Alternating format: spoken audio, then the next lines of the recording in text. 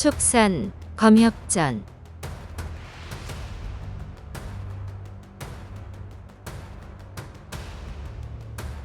(58화) 응벽애를 찾아서. 주문은 터라진 척 재금선과 매화를 꺾고 다 함께 지혜를 모아 응벽애를 찾아가네.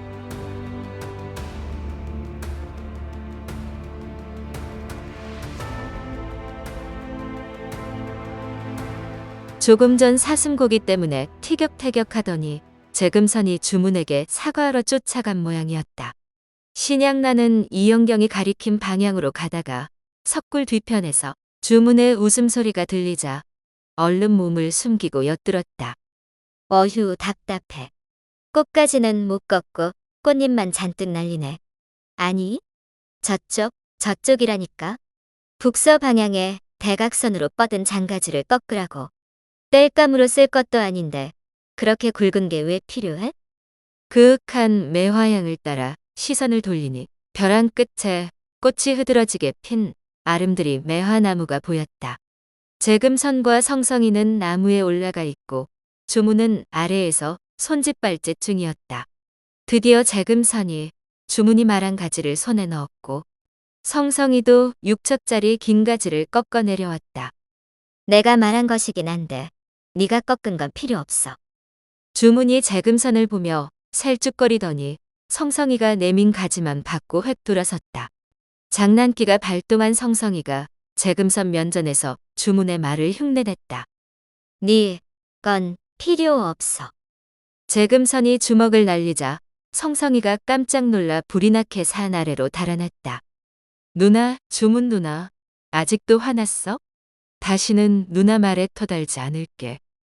주문은 계속 들은 척도 하지 않고 재금선은 매화가지를 내밀며 열심히 아양을 떨었다. 주문이 더는 외면할 수 없어 매화가지를 받으려는 순간 신양난이 웃음을 터뜨렸다.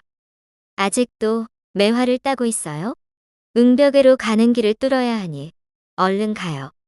신양난의 갑작스러운 등장에 얼굴이 새빨개진 주문이 먼저 자리를 떠났고 재금선도 터덜터덜 석굴로 돌아갔다.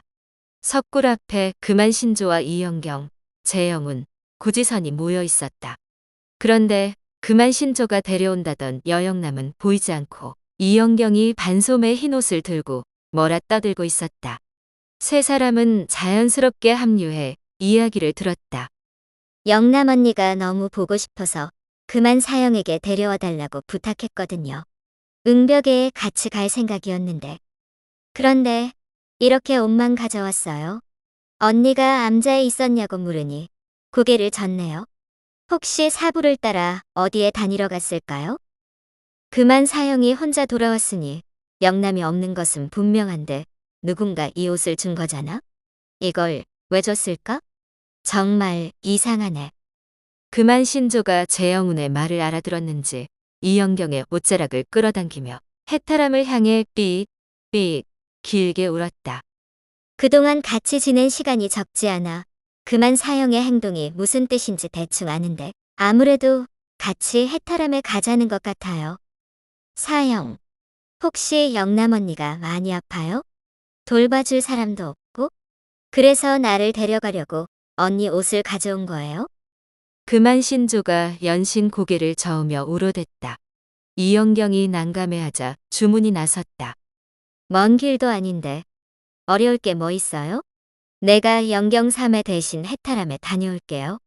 혹여 많이 아프다면 사부가 주신 단약을 먹이고 업어올게요. 응벽애로 가는 길을 뚫는 것이 시급하니 여러분도 서둘러 주세요. 정말요? 그럼 그만 사형이랑 같이 다녀오세요. 해탈함은 저쪽이에요. 그만 신조가 부탁을 받기도 전에 주문에게 다가가 몸을 낮추었다. 신이 난 주문이 냉큼 올라타자 천천히 원을 그리며 고도를 높였다. 나머지 사람들은 응벽애로 가는 길을 찾으러 다시 석굴로 들어갔다. 어라? 입구에 들어선 이영경이 무심코 뒤를 돌아보며 당황스러워하자 재영운이 물었다. 무슨 일이야? 해탈함은 바로 저 앞인데 그만 사형이 그냥 지나쳐서 남서쪽으로 계속 가네요. 무슨 일일까요?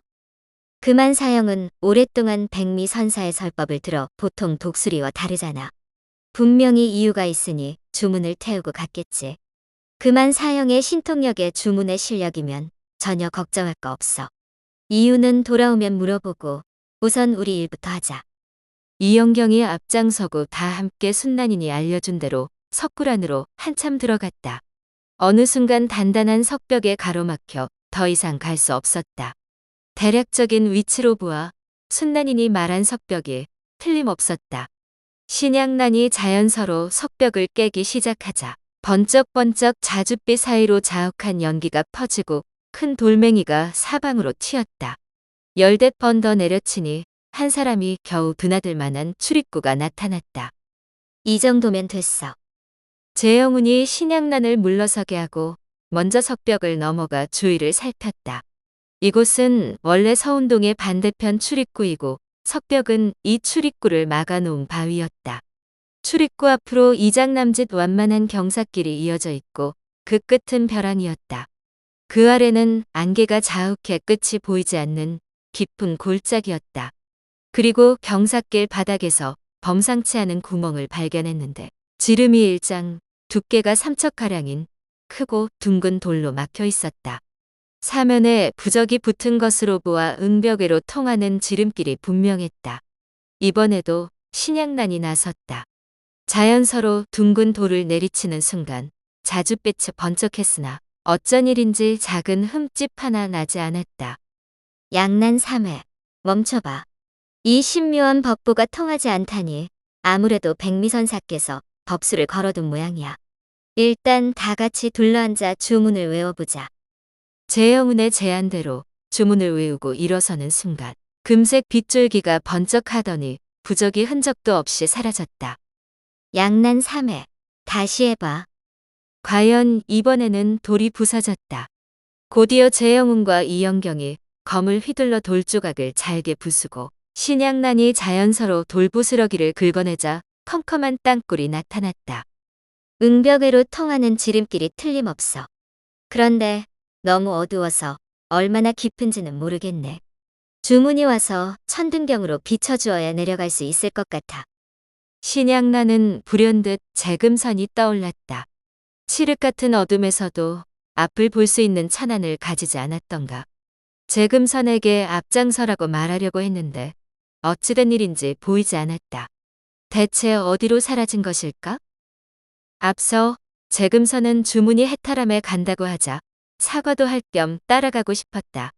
하지만 재영운이 못 가게 할까봐 일부러 맨 뒤에서 따라가는 척 하다가 다들 길 찾는 일에 정신이 팔리자 몰래 빠져나가 주문을 쫓아갔다. 재영운은 재금선이 보이지 않자 주문을 쫓아갔으려니 하였다. 두 사람 모두 없으니 잠시 걸음을 멈추고 기다릴 수밖에 없었다. 두 사람은 2시즌이나 지나서야 돌아와 여영남 소식을 전했다. 누가 여영남을 억지로 끌고 간 것 같아. 뭐라고요? 그게 무슨 말이에요? 금한 사형이 해탈함을 그냥 지나치더니 아미산을 완전히 벗어나고도 멈출 기미가 없길래 너무 이상하다 싶었어. 그런데 나를 돌아보며 길게 울더니 갑자기 속도를 올리지 않겠어? 우리 관광보다 훨씬 빨랐어. 그렇게 수백 리를 더 날아가 어떤 큰 산에 내렸어. 주변을 둘러보니 풍경이 빼어나고 멀지 않은 곳에 석굴이 있었다. 주문이 어리둥절해 있는데 갑자기 금한 신조가 올라타라는 듯 몸을 숙였다. 힘들어서 잠시 쉬어가려는 줄 알았는데 뜻밖에도 가던 방향이 아니라 아미산으로 돌아가기 시작했다. 잠시 후 뒤쫓아오던 재금선을 만났고 두 사람을 태운 금한 신조가 이번에는 해탈함에 내려앉았다. 얼굴에 수심이 가득한 녹타가 힘없이 불경을 읊다가 낯선 두 사람을 보고 크게 놀랐다. 주문이 자초지종을 설명하자 가슴을 쓸어내리며 그간 있었던 일들을 말해주었다.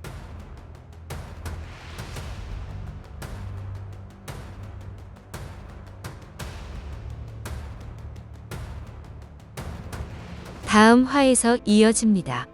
더 좋은 콘텐츠를 제작하기 위하여 구독과 좋아요, 알림 설정 부탁드려요.